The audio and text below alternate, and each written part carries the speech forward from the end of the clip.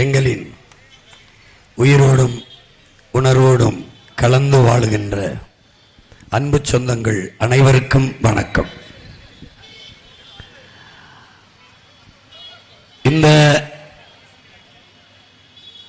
தேர்தல் களத்திலே எண்ணற்ற கட்சிகள் இணைந்து போட்டியிடுகிறார்கள். உங்கள் பிள்ளைகள் தனித்துவத்தோடு உயர்ந்த தத்துவத்தை கொண்டு போட்டியிடுகிறோம்.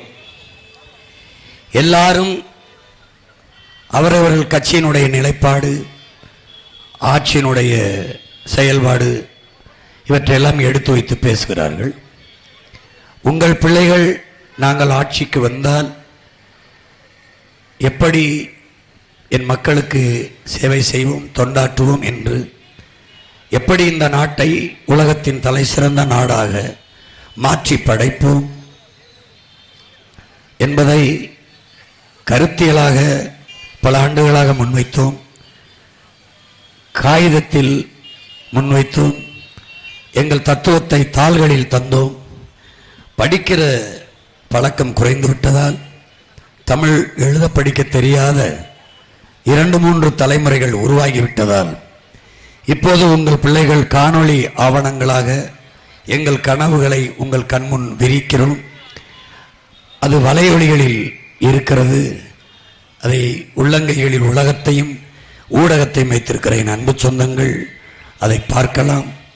பார்த்துவிட்டு இந்த நாடு யார் கையில் இருந்தால் சரியாக இருக்கும், யாருடைய கைகளில் இருந்தால் மக்களும் நாடும் பத்திரமாக பாதுகாப்பாக இருப்பார்கள், வருங்கால பிள்ளைகள் யாருடைய ஆட்சியில் வளர்ச்சியை தொடுவார்கள் என்பதை நீங்கள் ஆய்ந்தறிந்து இந்த தேர்தலை அணுக வேண்டும். நாங்கள் முன்வைக்கிற கோட்பாடு என்பதும் கருத்து என்பதும் ஆட்சி முறை என்பதும் புதுச்சேரிக்கோ தமிழ்நாட்டுக்கோ மட்டுமல்ல, உலக பொதுமைக்குத்தான். புவி வெப்பமாகிறது என்கிறார்கள், பருவநிலை மாறுகிறது என்கிறார்கள். பருவநிலை மாறுகிறதா, மாறியதா, நாம் மாற்றினோமா என்ற கேள்விக்கு யாரிடத்திலும் பதில் இல்லை. உங்களுக்கு வெயிலடித்தால் நீங்கள் குடை பிடிக்கிறீர்கள், பூமி தாய்க்கு வெயிலடித்தால் குடை பிடிக்க வேண்டும். அந்த குடை ஒரே குடைதான், பச்சை குடை. அது மரம் வளர்ப்பது ஒன்றுதான். கிளீன் இந்தியா கொண்டு வந்த என் நாடு கிரீன் இந்தியா கொண்டு வரவில்லை. 800 கோடி மக்கள் உலகிலே 100 கோடி மக்களுக்குத்தான் குடிநீர் இருக்கிறது. அந்த குடிநீர் 2 விழுக்காடு இருக்கிறது. அதை 20 விழுக்காடாக உயர்த்துவது எப்படி என்று சிந்திக்காமல் இதை விற்றால் நிறைய சம்பாதிக்கலாம் என்று சிந்தித்த மூளைதான் உலக உயிர்களுக்கான துரோக மூளை. அந்த சிந்தனை தான் கொடும் சிந்தனை, துரோக சிந்தனை. அதை மாற்ற வேண்டும் என்று உங்கள் பிள்ளைகள் துடிக்கிறோம். உலக உயிர்களின் உயிர்ப்பாலாக இருக்கிற நீர் விற்பனை பண்டம் அல்ல என்று தடை செய்ய வேண்டும் என்று நினைக்கிறோம். அப்ப எல்லா உயிர்களுக்கும் நீரை கிடைக்க செய்ய வேண்டும், நிலத்தடி நீரின் வளத்தை பெருக்க வேண்டும், நாட்டு குடிகளுக்கு, தன் நாட்டு மக்களுக்கு, என் சொந்தங்களுக்கு தூய குடிநீரை தடையின்றி கொடுக்க வேண்டும் என்று நினைக்கிறோம். இது உலக புதுமைக்கான அரசியல். அதைத்தான் நீங்கள் பார்க்க வேண்டும். புவி ஏன் வெப்பமாகிறது? நச்சு அலைகளால் எழுப்பப்படுகிற புகை, தூசு, இந்த வாகனங்கள், இந்த கார், பைக் வெளியிடுகிற புகை, பல ஆயிரம் ஆண்டுகளாக பூமிக்குள் மக்கி கிடந்த, புதைந்து கிடந்த எரிபொருள்களை எடுப்பது, குறிப்பாக தமிழ்நாட்டிலே, தஞ்சை மண்டலத்திலே, ராமேஸ்வரத்திலே, பல பகுதிகளில், புதுச்சேரியில் மீத்தேன், ஈத்தேன், ஹைட்ரோ கார்பன் என்று எடுப்பது. இந்த மீத்தேன், ஈத்தேனுடைய வாழ்நாள் மிக குறைவு, பயன்பாடும் குறைவு. நீங்க நன்கு கவனிச்சுக்கணும். இப்போ நிலக்கரி, நெய்வேலி பழுப்பு நிலக்கரி எப்படி வருது? பல ஆயிரம் ஆண்டுகளுக்கு முன்பு பூமியில் புதைந்த மரம், செடி, கொடிகள் மக்கி மண்ணோடு மண்ணாகி அழுத்தத்திலும் வெப்பத்திலும் கரியாகிறது. அந்த கரியை எடுக்கும் போது, நிலக்கரி எடுத்து அதன் பொருட்டு இருக்கிற எரிசக்தி, அதுதான் அதிகமாக காற்றை நஞ்சாக்குகிறது, மாசுபடுத்துகிறது என்கிறார்கள். பிறகு இந்த வாகனங்கள் வெளியிடுகிற புகை, நச்சாலைகள், ஸ்டெர்லைட்டு, அணு உலை, சிப்காடு, இந்த மாதிரி தொழிற்சாலைகள் இவையெல்லாம் வெளியிடுகிற அந்த நச்சு காற்று மேலே போய் காற்றை மாசுபடுத்துகிறது. சரியாக பூமியில் இருந்து என் அன்பு சொந்தங்களே 15-20 கிலோமீட்டரில் கருப்பு போர்வை போல ஒரு படலம் போல இந்த புகைகள் எல்லாம் போய் படர்ந்து அடர்ந்து நின்று கொள்கிறது.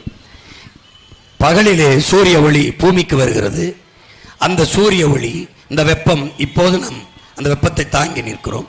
இரவிலே அந்த வெப்பம் மேலே நீராவிய மேலே நீல அலை கதிர்களாக மேலே போகிறது. மேலே போய் அங்கே ஒரு குறிப்பிட்ட தூரத்திற்கு மேலே போய் குளிர்ச்சி அடைகிறது.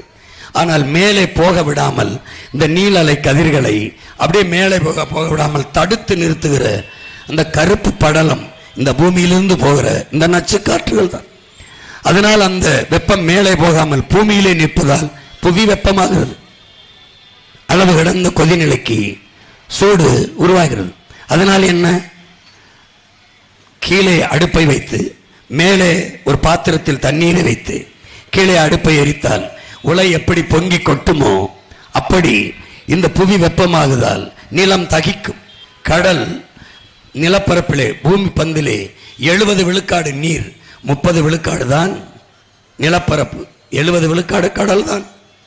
இந்த 30 விழுக்காடு தான் நிலப்பரப்பு. அதில் காடு மலைகள் 10 விழுக்காடு போய்விட்டால் 20 விழுக்காடு நிலப்பரப்பில் தான் இந்த உயிரினங்கள், இந்த மனிதர்கள். இதிலே எப்படி அடுப்பு கீழே இருந்து நெருப்பெறியும் போது உலை பொங்குமோ அப்படி புவி வெப்பமாகுது போது கடல் பொங்கும். கடல் பொங்கும். கொதிக்கிற நீரில் நீங்கள் எதை போட்டாலும் உயிரோடு செத்து போகும். அது மாதிரி கொதிக்கிற கடலுக்குள் உள்ளே இருக்கிற உயிரினங்கள், மீன், நண்டு, இறால் போன்ற பல கோடிக்கணக்கானவர்கள் செத்து போகும். உங்களுக்கு தெரியாது என் அன்பு சொந்தங்களே, நாம் சுவாசிக்கிற ஆக்சிஜன் மூச்சு காற்று. மரம் மரம் மரம் என்று நாங்கள் பேச காரணம், மரங்களோடு பேசுவோம், மரங்களுக்காக பேசுவோம். மரம் மண்ணின் வரம், வளர்ப்பதே மனித அறம் என்று நாங்கள் பேச காரணம், மரம் என்பது மரம் அல்ல, நம் உயிர். எப்படி உயிர்? எல்லா உயிரினங்களும் உலகிலே நச்சுக்காற்றை வெளியிடுவார்கள், நற்காற்றை சுவாசிப்பார்கள். ஆக்சிஜனை சுவாசித்து விட்டு கார்பன் டை ஆக்சைடை வெளியிடுவார்கள், கரியமிளவாயுவை, நச்சுக்காற்றை வெளியிடுவார்கள். ஆனால் உலகில் மரங்களும் தாவரங்களும் செடி கொடிகளும் தான் நச்சுக்காற்றை, கார்பன் டை ஆக்சைடை, கரியமிளவாயுவை சுவாசித்து ஆக்சிஜனான மூச்சுக்காற்றை வெளியிடும். அப்போது நீங்களும் நானும் சுவாசிக்கிற மூச்சுக்காற்று உயிர் இந்த மரங்கள் என்பதை மறந்தால் நீங்கள் மனிதர்கள் தானா என்பதை சிந்தித்து பார்க்க வேண்டும். அப்ப மரம் என்பது மரம் அல்ல, நம் உயிர் என்பதை நீங்கள் உணராதவரை நாங்கள் என்ன போதித்தாலும் உங்களுக்கு புரிய வராது. அப்போ இந்த மரம் வளர்ப்பது ஒன்றுதான் புவி வெப்பமாவதை தடுக்கும். அதை நீங்கள் புரிந்து கொள்ள வேண்டும். ஒருவேளை இந்த மரங்களிலிருந்து வந்த ஆக்சிஜன் உலகத்தின் நுரையுறல் என்கிற அமேசான் காடுகள் 20 விழுக்காடு காற்றைத்தான் தருகிறது. வெறும் 20 விழுக்காடு. எல்லா மரங்கள் இதிலே வேப்ப மரம் பகலில் தான் ஆக்சிஜனை தரும், மூச்சு காற்றை தரும். இரவில் கரியமிளவாயுவை, கார்பன் டை ஆக்சைடை வெளியிடும். அதனால்தான் நம் முன்னோர்கள் இரவிலே வேப்ப மரத்திற்கீழே படுக்காதீர்கள் என்று சொல்ல காரணமாக தான் பேய் அடித்துவிடும் என்று. ஏன் இங்க வந்து டிவிக்கிற? போ அங்கிட்டு போய் கடைகள் போடா டே, போடா டே, போடா ஏ, போடா போடா டிவி கேயா.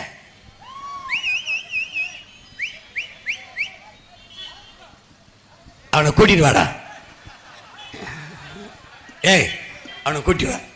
இங்க வாடா, டிவி எடுத்துட்டு போடா. டேய், இங்க வாடா, டிவிடா,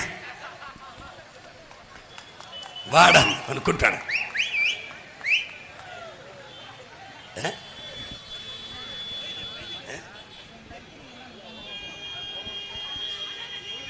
நீங்க வாங்க, நீங்க அறிவார்ந்த பிள்ளைகள், அது வெறும் தற்குறிகள். வாங்கடா. டேய், நீங்க கோமாளிகள் பிள்ளைலடா, போராளி பிள்ளைடா. டேய் தம்பி,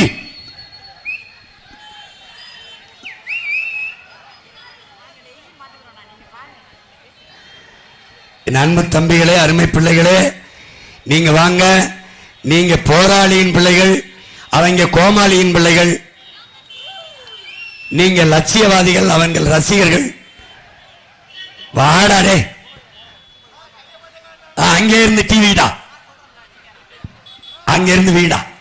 ஐயோ கெப்ப, அவனுக்கும் சேர்த்தான் கத்திக்கிட்டு இருக்கேன் நான்.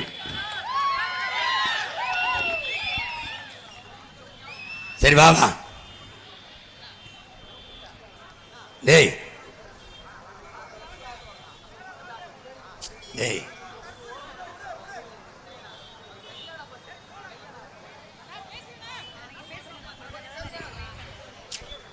ஓயா.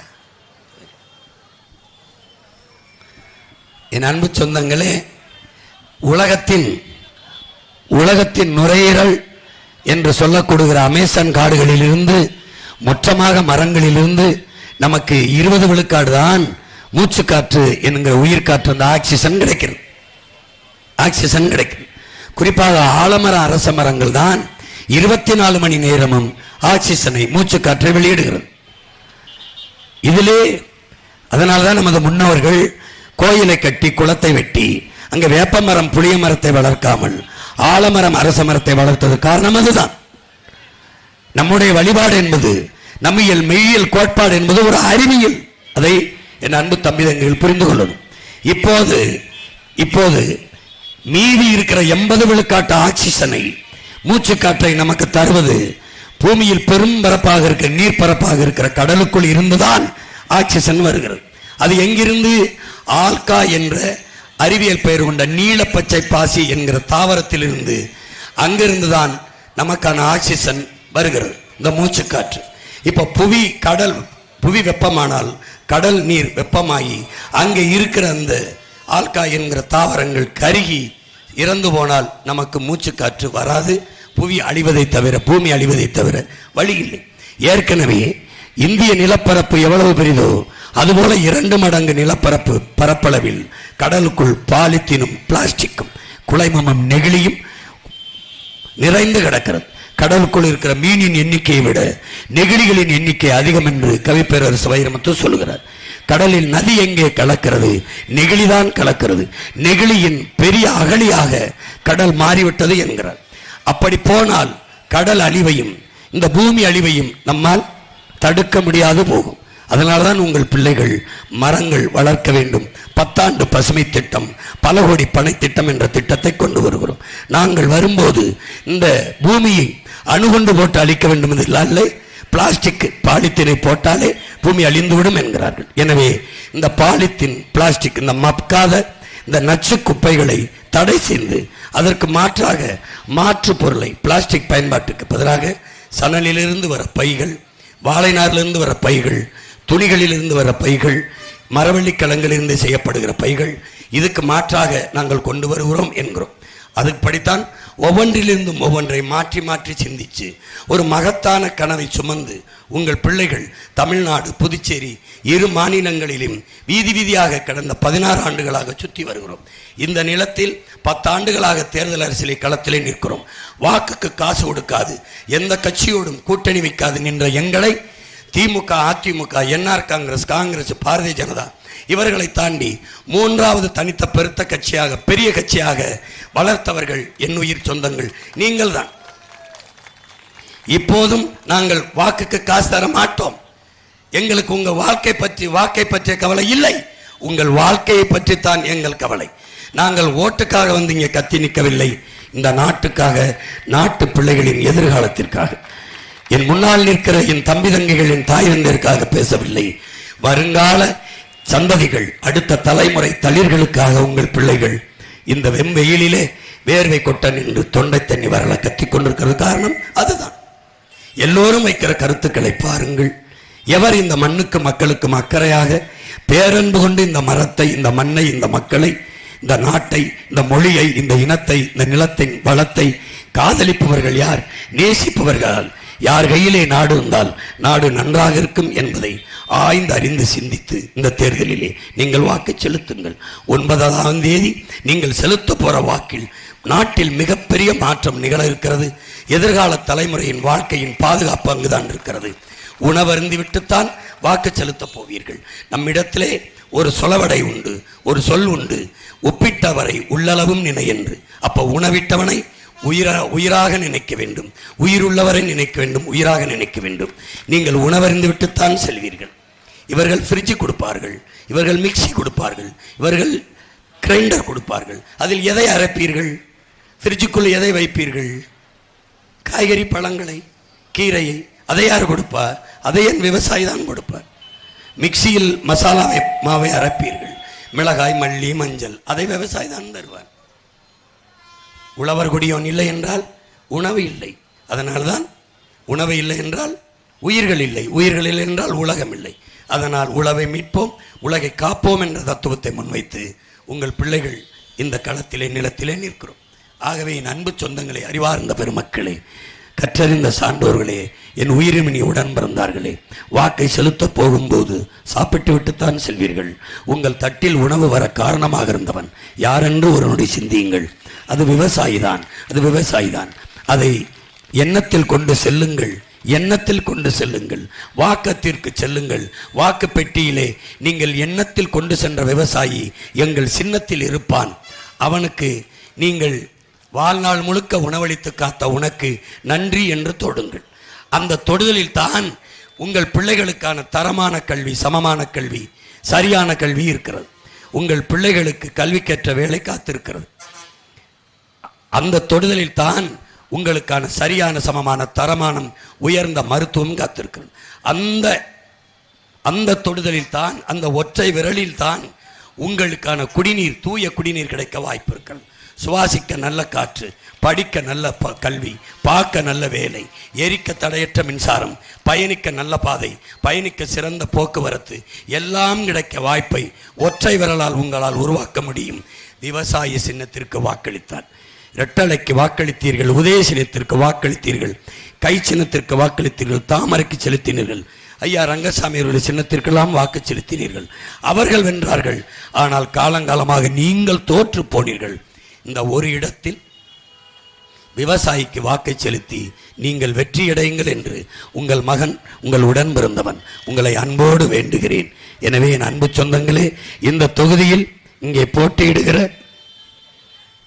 தொகுதி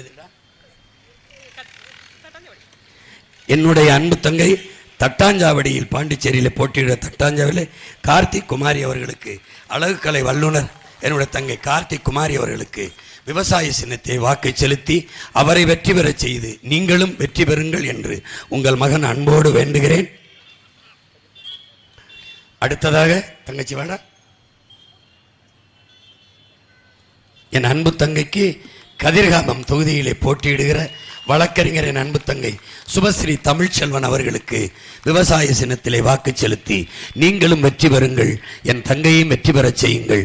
இந்த வெற்றி நம் மொழிக்கானது, நம் இனத்திற்கானது, நம் மண்ணுக்கானது, நம் மக்களுக்கானது, வருங்கால பிள்ளைகளுக்கானது என்பதை நினைவில் வைத்துக் கொண்டு வாக்கு செலுத்துங்கள். அடுத்ததாக என் அன்பு சொந்தங்களே, வாடா தங்கச்சி,